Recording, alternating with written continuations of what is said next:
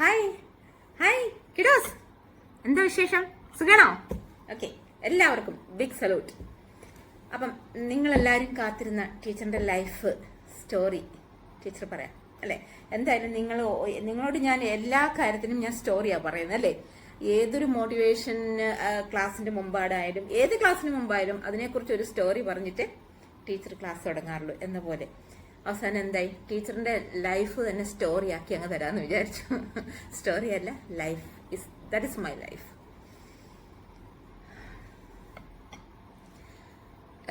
കണ്ണൂർ ഡിസ്ട്രിക്റ്റിലെ നെല്ലിക്കുറ്റി എന്ന് പറഞ്ഞ ഒരു വില്ലേജില്, അതിമനോഹരമായ ഒരു വില്ലേജ് എന്ന് തന്നെ പറയാം. ആ വില്ലേജിലെ മുണ്ടയ്ക്കൽ തറവാട്ടിലെ ഏറ്റവും ഇളയ 8 മക്കളിലെ ഏറ്റവും ഇളയ മോളാണ്. മുണ്ടയ്ക്കലെ അപ്പച്ചൻ ചേട്ടന്റെയും അന്നമ്മ ചേട്ടത്തിയുടെയും ഏറ്റവും ഇളയ മോള്. എൻ്റെ പേര് ഡാലിയ എന്നാണ്. ചെമ്പേരി കഴിഞ്ഞിട്ടുള്ള സ്ഥലമാണ് നെല്ലിക്കുറ്റി. ഓക്കെ, അപ്പൊ എൻ്റെ ചെറുപ്പത്തിലെ കഥ ഞാനിങ്ങനെ ഒരു 5ാം ക്ലാസ്സിന് ശേഷമുള്ളതൊക്കെ എനിക്ക് നല്ല കാര്യമായിട്ട് ഓർമ്മയൊക്കെയുള്ളൂ കേട്ടോ. അതിന് മുമ്പാടുള്ളത് അങ്ങനെ വലിയതൊന്നും ഓർമ്മയില്ല. എൻ്റെ ബ്രദറിന്റെ ഒരു കല്യാണം എനിക്ക് ഓർമ്മയുണ്ട്. പിന്നെ എൻ്റെ 5ാം ക്ലാസ്സിൽ നിന്ന് എൻ്റെ ഹോളി കമ്മ്യൂണിയൻ ഓർമ്മയുണ്ട്. അങ്ങനെ ചില വലിയ വലിയ കാര്യങ്ങളൊക്കെ എനിക്ക് ഓർമ്മയുള്ളൂ കേട്ടോ. അപ്പൊ അങ്ങനെ എൻ്റെ ജീവിതത്തിൽ ഞാൻ വളരെ എന്താ പറയാ, വളരെ വർണ്ണ മനോഹരമായ നല്ല നിറമുള്ള ബാല്യം എന്നൊക്കെ കേട്ടിട്ടില്ലേ? അങ്ങനെ നല്ല നിറമുള്ള ഒരു ബാല്യമായിരുന്നു എൻ്റെ. ഒത്തിരി സന്തോഷത്തോടെ വെക്കേഷനൊക്കെ വരുമ്പം അടിച്ചു പൊളിച്ച് അടുത്ത വീട്ടിലെ കുട്ടികളൊക്കെ വരും, അവരുടെ കൂടെ ഞാൻ കളിക്കും. കുറെ അധികം വയലുകളൊക്കെ ഉണ്ടായിരുന്നു. ആ വയലിന്റെ പിന്നെ നെല്ലെല്ലാം എടുത്തതിന് ശേഷം അതിങ്ങനെ പരന്ന് കിടക്കും. അങ്ങനെ എന്താ പറയാ, കുറെ നീളത്തിൽ ഇങ്ങനെ കിടക്കും. അവിടെ ഞങ്ങൾ സാറ്റ് കളിക്കും. സാറ്റ് എന്താണെന്നറിയോ? ഹൈഡ് ആൻഡ് സിക്ക്. സാറ്റ് കളിക്കും. കുറേ കുട്ടികളുണ്ടാവും അവിടെ അങ്ങനെ കണ്ടത്തിൽ കളിക്കാൻ വേണ്ടി വരുന്നേ. പിന്നെ ഓണമൊക്കെ ആകുമ്പോഴത്തേക്കും വലിയ ഊഞ്ഞാലൊക്കെ എൻ്റെ ഫാദറിനെ ഞാൻ അച്ചാച്ചി എന്നാണ് വിളിക്കുന്നത്. എൻ്റെ അച്ചാച്ചി വലിയ ഊഞ്ഞാലൊക്കെ കെട്ടിത്തരും. ആ ഊഞ്ഞാലിലൊക്കെ ഇങ്ങനെ നീളത്തിലാടും. നീളത്തിൽ എന്ന് പറഞ്ഞാൽ ഭയങ്കര നീളത്തിലാടും. അതായത് വലിയ കശുമാവിന്റെ മണ്ടയ്ക്ക കെട്ടിത്തരുന്നത്. അത് കയറല്ല, വേറെ ഊഞ്ഞാല് കെട്ടാൻ വേണ്ടി തന്നെ കാട്ടിലൊരു പിന്നെ ഒരു വള്ളിയുണ്ട്. അതിങ്ങനെ ചെറുതായിട്ട് ഇങ്ങനെ ചതച്ചിട്ടാണ് അത് കെട്ടുക. എന്നിട്ട് അതിന്റെ ഏറ്റവും അടിയിൽ പലകയും കൊണ്ടുള്ള ഇരിക്കാനുള്ള ഒരു സീറ്റും ഒക്കെ ആക്കി തരും ഫാദർ. അങ്ങനെ എൻ്റെ അച്ചാച്ചി അങ്ങനെ ഞങ്ങൾക്ക് എന്താ വേണ്ടത് അതെല്ലാം ചെയ്തു തരുന്ന ഒത്തിരി നല്ലൊരു ഫാദറായിരുന്നു. ഒത്തിരി എന്ന് വെച്ചാൽ എന്താ പറയാ, ഭയങ്കര ലവ്വിങ് ആണ്. എനിക്ക് എൻ്റെ ഏറ്റവും ഇഷ്ടം എൻ്റെ അച്ചാച്ചിനോടായിരുന്നു. അങ്ങനെ അച്ചാച്ചി ഞങ്ങൾക്ക് ഊഞ്ഞാലൊക്കെ കെട്ടിത്തരും. അപ്പൊ എല്ലാരും വന്ന് ഊഞ്ഞാലൊക്കെ ആടും. പിന്നെ അന്ന് മൊബൈലൊന്നും ഇല്ലല്ലോ. പിന്നെ TV ഉണ്ടായിരുന്നത് പിന്നെ നമുക്ക് വീക്കിലി, അതായത് once in a week, Sunday മാത്രമേ മലയാളം ഫിലിം ഉണ്ടാവുള്ളൂ. ഹിന്ദി ഫിലിമൊക്കെ ഉണ്ടാവുമായിരുന്നു. പിന്നെ ഹിന്ദി സീരിയലുകൾ ഉണ്ടാവുമായിരുന്നു. പക്ഷെ മലയാളം സീരിയലുകളൊന്നും അങ്ങനെ അധികം ഇല്ലായിരുന്നു. ഞായറാഴ്ച മാത്രമേ മലയാളം കിട്ടത്തുള്ളൂ. ബാക്കി എല്ലാ ദിവസവും ഹിന്ദിയായിരുന്നു. പിന്നെ 4 ചേട്ടന്മാരും 3 ചേച്ചിമാരും എനിക്കുള്ളത്. അപ്പൊ അവരുടെയൊക്കെ ഇളയ മോളായിട്ട് ഇങ്ങനെ പുന്നരിച്ച് ഇങ്ങനെ പാറിപ്പറന്ന് നടന്ന എൻ്റെ നല്ല നിറമുള്ള ബാല്യം, സന്തോഷത്തോടെ. അങ്ങനെ എന്താ ക്യാഷിന് അങ്ങനെ വലിയ ബുദ്ധിമുട്ടൊന്നുമില്ല. അത്യാവശ്യം എല്ലാ ജൂൺ 1-ാം തീയതിയും ക്ലാസ് നമുക്ക് തുടങ്ങും. അന്ന് ജൂൺ 1-ന് ഡെഫിനറ്റ്ലി മഴയായിരിക്കും. ആ മഴയത്ത് പുതിയ കൊട, പുതിയ ബാഗ്, പുതിയ പുസ്തകം, പുതിയ യൂണിഫോം എല്ലാം ഉണ്ടാവും. അപ്പോൾ അതെല്ലാം ഇട്ട് സ്കൂളിൽ പോകും. അങ്ങനെ ആദ്യത്തെ ആ ഒരു ആഴ്ചയൊക്കെ ഭയങ്കര ഇൻട്രസ്റ്റ് ആയിരിക്കും പോകാൻ. കാരണം എല്ലാം പുതിയതായിട്ട് ഇങ്ങനെ പോകാനായിട്ട് ഭയങ്കര ഇൻട്രസ്റ്റ് ആയിരിക്കും. അങ്ങനെ പിന്നെ സ്കൂളിലൊക്കെ ലൈഫ് വളരെ ഭംഗിയായിട്ട്, സ്കൂളിലൊക്കെ ഡാൻസും പരിപാടിയൊക്കെ ഉണ്ടായിരുന്നു. അത്യാവശ്യം സ്പോർട്സ് ഉണ്ടായിരുന്നു. പഠിക്കാനായിട്ട് അത്യാവശ്യം പഠിക്കും. അങ്ങനെയായിരുന്നു. എങ്കിലും കുഴപ്പമില്ലാത്ത രീതിയിൽ പഠിക്കുമായിരുന്നു. അങ്ങനെ ജീവിതത്തിൽ ഒത്തിരി സന്തോഷത്തോടെ ആ ഒരു സന്തോഷം, ആ ഒരു ബാല്യമാണ് മക്കളെ നിങ്ങളിപ്പം കൊണ്ടു നടക്കുന്നത്. അതായത് നിങ്ങളുടെ ഈ ബാല്യം നിങ്ങൾക്ക് ഒരിക്കലും തിരിച്ചു കിട്ടത്തില്ല. നിങ്ങളുടെ ഈ എൻജോയ്മെന്റ്, നിങ്ങളുടെ ഈ സമയത്തുള്ള ഈ ഒരു ലൈഫ് നിങ്ങൾക്ക് പിന്നീട് ഒരിക്കലും നിങ്ങൾക്ക് തിരിച്ചു കിട്ടത്തില്ല. അതുകൊണ്ട് അത് നമ്മൾ മാക്സിമം നല്ല രീതിയിൽ എൻജോയ് ചെയ്ത് നമുക്ക് സന്തോഷത്തോടെ ആയിരിക്കാൻ നമുക്ക് പറ്റണം. അതുകൊണ്ടാണ് നമ്മൾ എപ്പോഴും ഐ ആം ഓൾവേസ് ഹാപ്പി എന്ന് ഞാൻ നിങ്ങളെ കൊണ്ട് പറയിപ്പിക്കുന്നത് അല്ലേ? നമ്മൾ എന്താണ് പറയുന്നത് അതായിരിക്കും നമ്മുടെ ലൈഫിൽ. നമ്മൾ ഐ ആം ഓൾവേസ് ഹാപ്പി എന്നുള്ള മുദ്രാവാക്യമാണ് ഞാൻ നിങ്ങളെ കൊണ്ട് എപ്പോഴും പറയിക്കുന്നത്. നിങ്ങളോട് ഹാപ്പി ആയിട്ട് ഇരിക്കാനും പറയുന്നത്. കാരണം ഈ നിങ്ങൾ കുറച്ചും കൂടെ കഴിയുമ്പോഴത്തേക്ക് നിങ്ങൾ നിങ്ങളുടെ ഈ ചെറിയ പ്രായത്തിലുണ്ടായിരുന്ന ഈ കുട്ടിക്കാലം നിങ്ങൾ അയ്യോ അന്ന് കുറച്ചും കൂടെ സന്തോഷത്തോടെ ജീവിക്കായിരുന്നു എന്ന് നിങ്ങൾ അന്നപ്പം ആഗ്രഹിച്ചിട്ട് കാര്യമില്ല അല്ലേ. അതുകൊണ്ട് ഇപ്പം നിങ്ങൾ ടീച്ചർ പറയും ആയിരിക്കുന്ന പൊസിഷൻ നിങ്ങൾ സൂപ്പർ ആക്കിയ നിങ്ങളെ നെക്സ്റ്റ് പൊസിഷൻ നിങ്ങളെ എന്താ പറയാ ഫ്ലൈറ്റും പിടിച്ച് നിങ്ങളുടെ അടുത്തേക്ക് വരും. വണ്ടി വിളിച്ച് വരിക എന്നൊക്കെ പറഞ്ഞ പോലെ വണ്ടി വിളിച്ച് നിങ്ങളുടെ അടുത്തേക്ക് വരും എന്ന് പറഞ്ഞ പോലെ നിങ്ങളുടെ അടുത്തേക്ക് ഫ്ലൈറ്റും പിടിച്ചു വരും. എന്താ ചെയ്യേണ്ടേ? ആയിരിക്കുന്ന പൊസിഷൻ നമ്മൾ സൂപ്പർ ആക്കുമ്പോൾ നമുക്ക് നെക്സ്റ്റ് പൊസിഷൻ നിങ്ങളെ തേടിയെത്തും. ഓക്കെ. അപ്പൊ ടീച്ചറിന് എങ്ങനെയാ? ടീച്ചർ ആക്ച്വലി ഇതൊന്നും അറിഞ്ഞിട്ടില്ല. ടീച്ചർ ഇപ്പം എന്താ പറയാ ഒരു 3 വർഷമായിട്ടുള്ളൂ ടീച്ചർ ഇതിനെ കുറിച്ചൊക്കെ നന്നായിട്ട് പഠിക്കുന്നേ. അങ്ങനെ പഠിച്ചൊക്കെ കഴിഞ്ഞപ്പോഴാണ് ഒരു ദിവസം ഞാൻ ഇങ്ങനെ മെഡിറ്റേഷനിൽ ഇരുന്നപ്പം ഞാൻ എൻ്റെ ലൈഫിനെ ഒന്ന് അതായത് ഞാൻ നിങ്ങളോട് പറഞ്ഞിട്ടുണ്ട് അല്ലേ, ഒരു 5 മിനിറ്റ് നേരം എല്ലാ ദിവസവും രാവിലെ നമ്മൾ നമ്മളോട് തന്നെ സംസാരിക്കണം എന്നല്ലേ. ഞാൻ ചെറുപ്പത്തിലൊന്നും അത് ചെയ്തിട്ടില്ല. അതുകൊണ്ട് നമുക്ക് പല കാര്യങ്ങളും റെക്കഗ്നൈസ് ചെയ്യാൻ പറ്റിയില്ല. ടീച്ചർ ഒരു 3 വർഷം മുമ്പാണ് ടീച്ചർ ടീച്ചറിന്റെ ആത്മീയ ഗുരുവിന്റെ ക്ലാസ്സുകളിൽ പങ്കെടുത്തുകൊണ്ടിരുന്നപ്പോഴാണ് ടീച്ചർ യോഗ ചെയ്യുമായിരുന്നു. ടീച്ചർ മൈസൂർ ഉണ്ടായിരുന്ന സമയത്ത് ടീച്ചർ യോഗ ക്ലാസ്സിലൊക്കെ ചേർന്നാണ് യോഗ ചെയ്യുമായിരുന്നു. പക്ഷെങ്കിൽ ആ യോഗ സംതിങ് ഡിഫറെന്റ് ആയിരുന്നേ. പക്ഷെ എന്റെ ആത്മീയ ഗുരുവിന്റെ ക്ലാസ്സുകളിൽ നിന്ന് എനിക്ക് കിട്ടിയ യോഗ അല്ലെങ്കിൽ ആ ഒരു മെഡിറ്റേഷൻ എന്ന് പറയുന്നത് ദാറ്റ് ഈസ് സംതിങ് ഡിഫറെന്റ്. അങ്ങനെ ഒരു ദിവസം ആ ഒരു മെഡിറ്റേഷനിൽ ഇരിക്കുന്ന സമയത്ത് എന്റെ ലൈഫിനെ ഞാനൊന്ന് റീകളക്ട് ചെയ്യാൻ ശ്രമിച്ചു. അങ്ങനെ റീകളക്ട് ചെയ്തപ്പോഴാണ് ഞാൻ മനസ്സിലാക്കിയത്, പിന്നെ ഞാൻ ഈ പഠിച്ച ഈ കാര്യങ്ങളെല്ലാം ഒരു കുറെ നാളുകളായിട്ട് ഞാൻ പഠിക്കുന്ന കാര്യങ്ങളെല്ലാം അത് ശരിക്കും ഞാൻ എൻ്റെ ലൈഫിൽ അപ്ലൈ ചെയ്തിരുന്നു എന്ന് എനിക്ക് തോന്നി. അതിന് ഒന്നെൻ്റെ ഫാദർ തന്നെയാണ് എന്നോട് പറഞ്ഞത്. ഞാൻ പറഞ്ഞു മക്കളോട് താങ്ക്സും സോറിയും 2 പവർഫുൾ ടൂളുകളാണ് നമ്മുടെ ജീവിതത്തിന്റെ സക്സസിന് വേണ്ടിയിട്ടെന്ന് പറഞ്ഞു അല്ലേ. അപ്പം അതിലെ താങ്ക്സ് എന്നുള്ളത് എന്നോട് എൻ്റെ അച്ചാച്ചിയാ പറഞ്ഞേ. ഒരു ദിവസം അച്ചാച്ചി എന്നെ ഇങ്ങനെ എന്തോ കാര്യത്തിന് ഞാൻ അച്ചാച്ചിയുടെ അടുത്ത് എപ്പോഴും ഞാൻ ഇളയ മോളായതുകൊണ്ട് ഞാൻ ഒത്തിരി പുന്നരിച്ച് എന്താ പറയാ ഞാനിങ്ങനെ ക്യൂട്ടായിട്ട് ഇങ്ങനെ അച്ചാച്ചിയുടെ അടുത്തൊക്കെ നടക്കും. അച്ചാച്ചിനെ കെട്ടിപ്പിടിച്ച് ഉമ്മയൊക്കെ കൊടുക്കും. പിന്നെ നമ്മൾ എല്ലാ ദിവസവും രാത്രിയിൽ പ്രെയർ ചൊല്ലിക്കഴിയുമ്പം നമ്മൾ സ്തുതി കൊടുക്കലുണ്ട്. ആ സ്തുതി കൊടുക്കാനായിട്ട് പോയിട്ട് ഉമ്മയെല്ലാം കൊടുക്കുമായിരുന്നു. അങ്ങനെ ഏതോ ഒരു ദിവസം എന്നോട് അച്ചാച്ചി പറഞ്ഞു, മോളെ ആരെങ്കിലും മോൾക്ക് എന്തെങ്കിലും തരുവോ മറ്റോ ചെയ്താലും മോള് താങ്ക് യു എന്ന് പറയണം കേട്ടോ എന്ന് പറഞ്ഞു. അപ്പൊ ഞാൻ പറഞ്ഞു ഓക്കെ. ഞാൻ ചെറിയ കുട്ടി 5-ലും 6-ലും അങ്ങാണ്ട് പഠിക്കുന്നത്. അപ്പൊ ഞാൻ പറഞ്ഞു ഓക്കെ ഞാൻ പറയാമെന്ന് പറഞ്ഞു. അങ്ങനെ എൻ്റെ മൂത്താണല്ലോ എൻ്റെ ചേച്ചിമാരെല്ലാം. അപ്പൊ ചേച്ചിമാരെന്തെങ്കിലുമൊക്കെ എനിക്ക് വേണ്ടി ചെയ്തു തരും. അപ്പം ഞാൻ താങ്ക് യു എന്ന് പറയും. പിന്നെ വീട്ടിലൊരു കല്യാണി ചേച്ചി ഉണ്ടായിരുന്നു വീട്ടിലെ കാര്യങ്ങളൊക്കെ നോക്കാൻ വേണ്ടിയിട്ട്. ആ ചേച്ചി നമ്മുടെ ഡ്രസ്സെല്ലാം അലക്കി തരുന്ന ആ ചേച്ചിയായിരിക്കും. അപ്പൊ ആ ചേച്ചി എന്തെങ്കിലുമൊക്കെ ചെയ്തു തരുമ്പോൾ ഞാൻ ആ ചേച്ചിയുടെ താങ്ക് യു പറയുമ്പോൾ ആ ചേച്ചി ഇങ്ങനെ ചിരിക്കും കേട്ടോ. അപ്പൊ അന്ന് വെൽക്കം പറയാനോ അല്ലെങ്കിൽ നോമിനേഷൻ പ്ലീസ് എന്ന് പറയാനോ ഒന്നും അങ്ങനെ അറിയത്തില്ലല്ലോ. അപ്പൊ ചേച്ചിമാരുടെയൊക്കെ അടുത്ത് ഇങ്ങനെ താങ്ക് യു പറയുമ്പോൾ പിന്നെ മൂത്ത ചേച്ചി പറയും ഒരു താങ്ക് യു കാരി വരുന്നുണ്ടെന്ന് പറയും കേട്ടോ. ഞാൻ പിന്നെ അതൊന്നും മൈൻഡ് ചെയ്യില്ല. ഞാൻ പോയിട്ട് താങ്ക് യു പറയും. ചേച്ചി എന്ന് വെക്കും കേട്ടോ. എന്നിട്ട് പിന്നെ ചില ദിവസങ്ങളിൽ ഞാൻ പറയാൻ മറന്നു പോകുമ്പോൾ പിന്നെ ഞാൻ ഓടി തിരിച്ചു വന്നിട്ട് ചേച്ചി താങ്ക് യു എന്ന് പറയും. എന്ന് വെക്കും. എന്നിട്ട് പിന്നെ ഞാൻ അങ്ങനെ ശീലിച്ചു. ആ ചെറുപ്പം മുതലേ എൻ്റെ അച്ചാച്ചിക്ക് അന്ന് എന്താ പറയാ വലിയ വിദ്യാഭ്യാസം ഒന്നും ഇല്ല. പക്ഷെ അവർക്കൊക്കെ എന്തോ ഒരു നോളജ് ആയിരുന്നു എന്നുള്ളത് എനിക്ക് ഇപ്പം ഞാനിങ്ങനെ എൻ്റെ ലൈഫിനെ ഞാൻ നോക്കുമ്പോൾ എനിക്ക് മനസ്സിലാവും എന്തൊരു നോളജ് അവർക്കൊക്കെ എന്നുള്ളത്. അങ്ങനെ ഞാനങ്ങനെ താങ്ക് യു എൻ്റെ ജീവിതത്തിന്റെ ഒരു പാർട്ടായിട്ട് വന്നു. എനിക്ക് എന്തിനും ഏതിനോടും താങ്ക് യു. ആരെങ്കിലും എന്തെങ്കിലും എന്നെ ഹെൽപ്പ് ചെയ്താലും ഞാൻ താങ്ക് യു പറയും. അമ്മയാണെങ്കിൽ എപ്പോഴും ബിസി ആയിരിക്കും അടുക്കളയിൽ. കുറേ പണിക്കാരുണ്ടാവും. ചാച്ചനാണേലും അച്ചാച്ചിയാണെങ്കിലും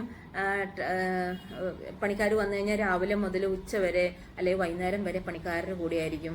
ഒത്തിരി ഹാർഡ് വർക്ക് ചെയ്യുന്ന ഒരു മലബാറിലെ ആദ്യകാല കുടിയേറ്റ കർഷകരിൽ ഒരാളായിരുന്നു എൻ്റെ ചാച്ചൻ്റെ ചാച്ചനെ. അങ്ങനെ എൻ്റെ അച്ചാച്ചിയുടെ ഫാദർ അങ്ങനെ കുടിയേറി താമസിച്ച മലബാറിലേക്ക്. ഞങ്ങൾ ശരിക്കും വാഴൂരാണ്. അങ്ങനെ അമ്മയാണെങ്കിലും ഒത്തിരി പണിക്കാരൊക്കെ ഉള്ളതുകൊണ്ട് പിന്നെ കിച്ചണിൽ പിന്നെ കഞ്ഞിയും കറിയും വെക്കുന്ന തിരക്കിലൊക്കെ ആയിരിക്കും. എന്നാലും ഞങ്ങളുടെ കാര്യങ്ങളിലെല്ലാം ശ്രദ്ധയുണ്ടാവും. നമുക്ക് സ്കൂളിൽ പോകാനുള്ള കാര്യങ്ങൾ ചോറൊക്കെ എടുത്ത് എല്ലാം വെക്കാനും ഒക്കെ അമ്മയും പിന്നെ എന്താ പറയാ എല്ലാത്തിനും ചെയ്യുമായിരുന്നു. പിന്നെ ചേച്ചിമാർ മൂത്ത ബ്രദറും ഞാനുമായിട്ട് ഒത്തിരി വയസ്സിന് ഡിഫറൻസ് ഉണ്ട്. മൂത്ത എല്ലാ ബ്രദേഴ്സുമായിട്ട്. അപ്പൊ അവരൊക്കെ വലിയ ആൾക്കാരായി. അപ്പൊ അവരുടെ കല്യാണം എല്ലാം കഴിഞ്ഞപ്പോൾ എനിക്ക് ഏതാണ്ട് 5ാം ക്ലാസ്സിലൊക്കെ ഞാൻ എൻ്റെ മൂത്ത ബ്രദറിന്റെ കല്യാണത്തിന് ബൊക്കയൊക്കെ കൊടുത്തത്. ചെറിയ വച്ചായിരുന്നു, മാല ഇടാനും ബൊക്കയൊക്കെ ഇടാനായിട്ട് കൊടുക്കാനായിട്ടൊക്കെ നിന്നത്. അങ്ങനെ ഏട്ടൻ്റെ കല്യാണം എല്ലാം കഴിഞ്ഞു. ഇച്ചായൻ എന്നാ വിളിക്കട്ടെ. അപ്പം മൂത്ത ഇച്ചായൻ്റെ കല്യാണം എല്ലാം കഴിഞ്ഞു. അങ്ങനെ സന്തോഷത്തോടെ പോകുന്നു. അങ്ങനെ എന്താ പറയാ, എന്നെ സംബന്ധിച്ച് എൻ്റെ കുട്ടിക്കാലം ഭയങ്കര അതിരസകരമായ കുട്ടിക്കാലമായിരുന്നു. ഇന്ന് അങ്ങനെയൊന്നും ഇല്ലെന്ന് എനിക്ക് തോന്നുന്നു. ഓണം വന്നാലും ക്രിസ്മസ് വന്നാലും വെക്കേഷൻ വന്നാലും ഒക്കെ വെക്കേഷൻ്റെ സമയത്ത് റിലേറ്റീവ്സിൻ്റെ വീട്ടിൽ പോകുന്നു. അങ്ങനെയൊക്കെ ആയിട്ട് ഭയങ്കര രസമായിരുന്നു. അങ്ങനെ ഒരു ദിവസമുണ്ട്.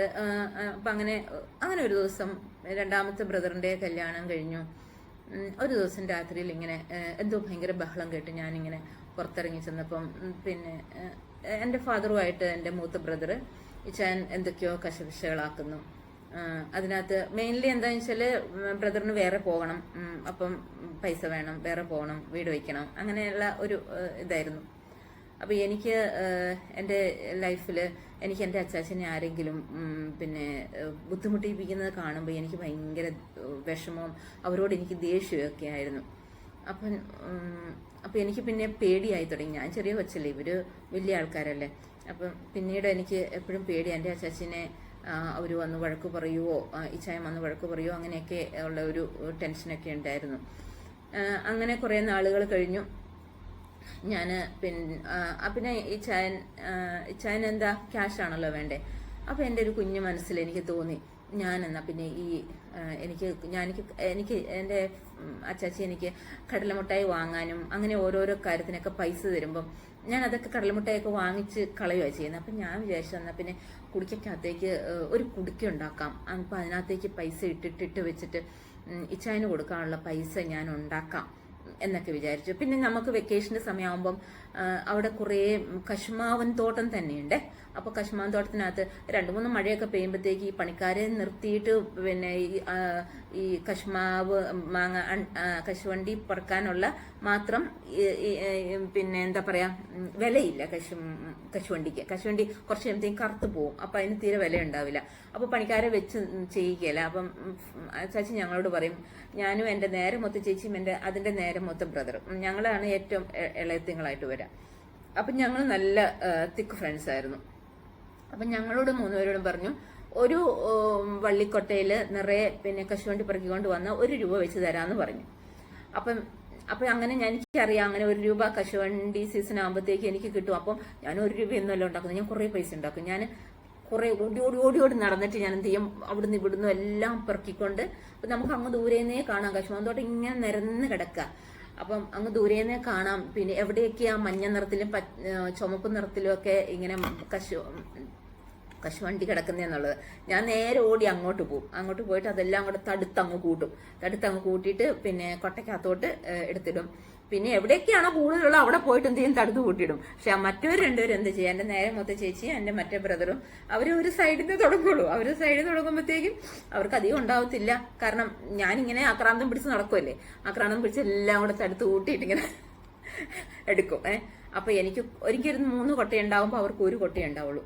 എന്നിട്ട് എന്നെ പറയും, വഴക്ക് പറയും, നീ എന്താ അങ്ങനെ പോകുന്നത്, നീ ഒരു സൈഡിൽ നിന്ന് തുടങ്ങിക്കൂടെ എന്നൊക്കെ പറയും. ഞാൻ പറയും, എനിക്ക് ഇങ്ങനെ പറ്റത്തുള്ളൂ എന്നൊക്കെ പറയും. ഞാൻ ചെറുതായതുകൊണ്ട് അവർ പിന്നെ ഒന്നും പറയത്തില്ല.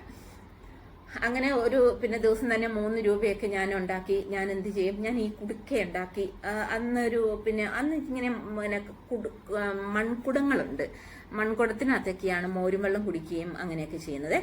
അപ്പൊ ഞാൻ അങ്ങനത്തെ ഒരു ഇച്ചിരി പൊട്ടിയ ഒരു മൺകുടം, കുറച്ച് പൊട്ടിയ മൺകുടം എടുത്തിട്ട് അതിന്റെ മേലെ ഒരു പിന്നെ തുണി വെച്ച് കെട്ടിയിട്ട്, അല്ലെ ഒരു കാർഡ്ബോർഡ് വെച്ചിട്ട് തുണി വെച്ച് കെട്ടി അങ്ങനെ എന്തോ കാണിച്ചു. എന്നിട്ട് കാർഡ്ബോർഡിന്റെ നടുക്കൂടെ ഞാനൊരു പിന്നെ ഹോൾ ഇട്ടിട്ട് ആ ഹോളിൽ ഞാൻ എപ്പോഴും എന്ത് ചെയ്യാം, എനിക്ക് കിട്ടുന്ന പൈസ മുഴുവനും ഞാൻ ഈ കുടിക്കകത്തിട്ട് തുടങ്ങി.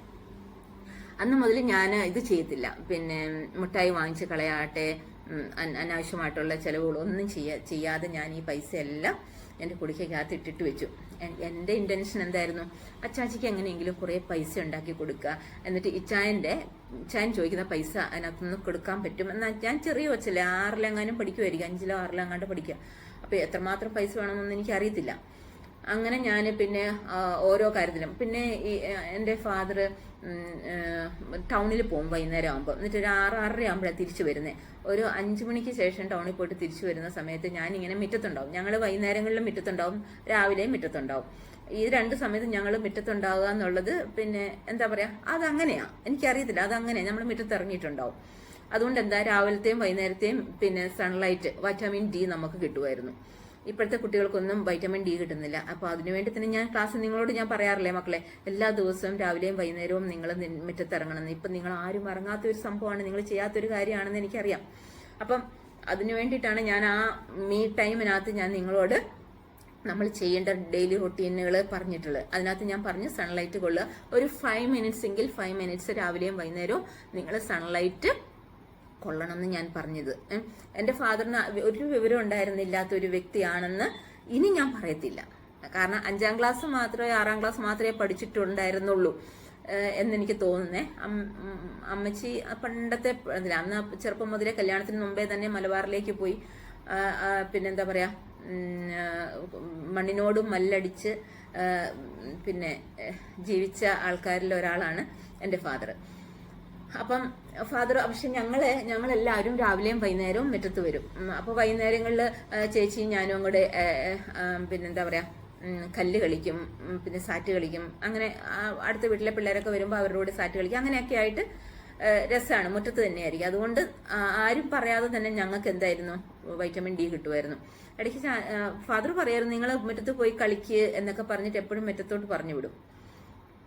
അപ്പം അതാണ്, അതായത് തലമുറകളായിട്ട് കിട്ടുന്ന ആ ഒരു വാല്യൂ, അത് ഭയങ്കര വാല്യൂ തന്നെയാണ്. അവരുടെ വാക്കുകൾ അങ്ങനെ അനുസരിച്ചതുകൊണ്ട് എത്ര നല്ല ഉന്നതത്തിലെത്താൻ നമുക്ക് സാധിച്ചു എന്നുള്ളത് എനിക്ക് പിന്നീട് ഞാൻ പറഞ്ഞില്ല. ഞാനൊരു ദിവസം മെഡിറ്റേഷനിൽ ഇരുന്നപ്പോഴാണ് എൻ്റെ മെഡിറ്റേഷനിൽ എനിക്ക് പിന്നെ എൻ്റെ ആത്മീയ ഗുരുവിന് ഞാൻ ഒത്തിരി താങ്ക്സ് പറയാണ്. ആ മെഡിറ്റേഷനെ കുറിച്ചൊക്കെ കൂടുതലായിട്ട് മനസ്സിലാക്കാനും ഒരു നമ്മളെക്കുറിച്ചൊന്ന് ചിന്തിക്കാനുള്ള പിന്നെ ഒരു വഴി എൻ്റെ ആത്മീയ ഗുരുവിന് ഞാൻ എൻ്റെ ഹൃദയത്തിൽ നിന്ന് നന്ദി പറയാണ്. നന്ദി. അപ്പം സത്യത്തിൽ ഞാൻ ഈ ഒരു ചാനൽ വരെ തുടങ്ങിയത് ആ ആത്മീയ ഗുരുവിൻ്റെ ക്ലാസ്സുകളിൽ നിന്ന് തന്നെയാണ്, ഇൻസ്പയർഡ് ആയിട്ട് തന്നെയാണ് കേട്ടോ. എനിവേ, അപ്പം ഞാൻ അങ്ങനെ വൈകുന്നേരങ്ങളിൽ മുറ്റത്തുണ്ടാവുന്നല്ലേ പറഞ്ഞല്ലേ, മുറ്റത്തുണ്ടാവും. അതിനുശേഷം പിന്നെ വൈകുന്നേരം ആകുമ്പം അച്ചാച്ചി ഇങ്ങനെ പിന്നെ സാധനങ്ങളുമായിട്ട് വരും. ചിലപ്പോൾ തലയിലൊക്കെ വെച്ചിട്ടായിരിക്കും വരാം. തലയിൽ വെച്ചിട്ട് ഇങ്ങനെ വരുന്ന സമയത്ത് ഞാൻ എന്ത് ചെയ്യും, ഞാൻ ആ സാധനം വാങ്ങിച്ചിട്ടുപോയിട്ട് അടുക്കളയിൽ കൊണ്ടുവയ്ക്കും. ചിലപ്പോൾ എന്നെ കൊണ്ട് എടുക്കാൻ പറ്റാത്തതൊക്കെ ആണെങ്കിൽ ഫാദർ പറയും പിന്നെ മോൾക്ക് എടുക്കാൻ പറ്റില്ല, ഞാൻ വെച്ചോളാം എന്ന് പറഞ്ഞിട്ട് ഫാദർ തന്നെ എന്ത് ചെയ്യും, പിന്നെ അതിനെ കൊണ്ടുവന്നിട്ട് തിണ്ണയിൽ വെക്കും. നീളത്തിലൊരു വരാന്തി ഇങ്ങനെ കിടക്കുക, ആ തിണ്ണയിൽ ഇങ്ങനെ വെക്കും. അപ്പം ചില ദിവസങ്ങളിൽ വൈകുന്നേരത്തെ മീൻ വാങ്ങിച്ചിട്ട് വരുന്നുള്ളൂ, അപ്പോൾ കുറച്ചേ ഉണ്ടാവുള്ളൂ. അപ്പോൾ ആ മീനൊക്കെ കൊണ്ടുവരുന്ന ദിവസങ്ങളാണ് ഞാൻ മീൻ വാങ്ങിച്ചുകൊണ്ട് അടുക്കളയിൽ കൊണ്ട് അമ്മയ്ക്ക് കൊടുക്കും. അപ്പം അമ്മ ഒരു കുടം വെളുത്ത എന്തോ സാധനം തരും. അത് കഞ്ഞിവെള്ളമാവാം മോരുവെള്ളമാവാം എന്താണെന്ന് എനിക്ക് ഓർമ്മയില്ല. അപ്പം അതുമായിട്ട് ഞാൻ വന്ന് അച്ചാച്ചിക്ക് കൊടുക്കും. അങ്ങനെ എല്ലാ ദിവസവും ഞാൻ അച്ചാച്ചിനെ വെയിറ്റ് ചെയ്യാൻ തുടങ്ങി. അങ്ങനെയുണ്ട് ഒരു ദിവസം അച്ചാച്ചി എനിക്ക് കടലമുട്ടായി വാങ്ങിച്ചുകൊണ്ട് വരുന്നു.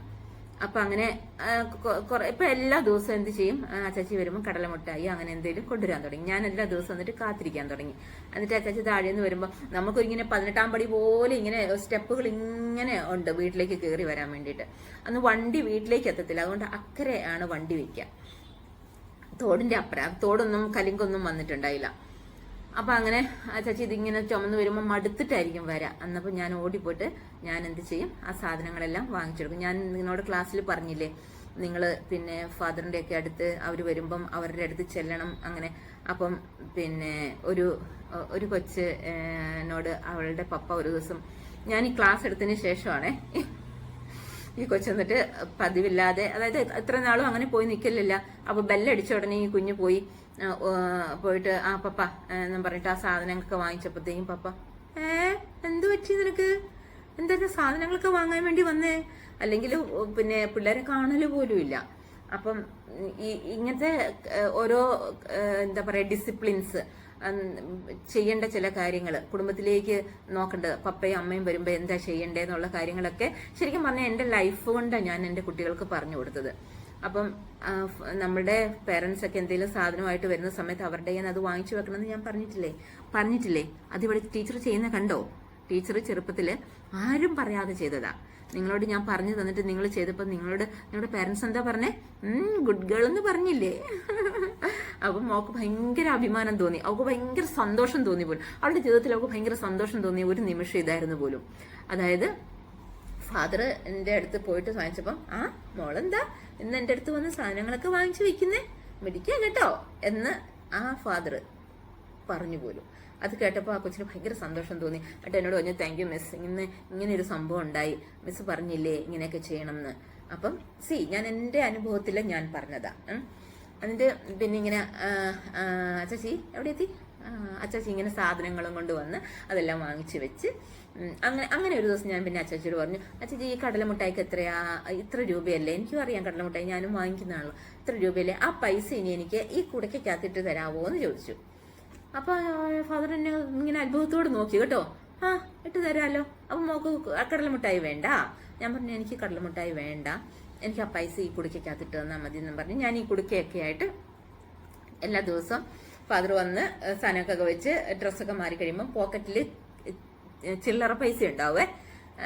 ചില്ലറ പൈസ എന്നിട്ട് എന്ത് ചെയ്യും, ചില്ലറ പൈസക്കകത്തുനിന്ന് ഒരു ചില്ലറ പൈസ എന്താണ് ചില ദിവസങ്ങളിൽ ഈ ഇതിനേക്കാൾ കൂടുതൽ പൈസ വരും. അതായത് ഒരു മുട്ടായി വാങ്ങുന്നതിനേക്കാൾ കൂടുതൽ പൈസ.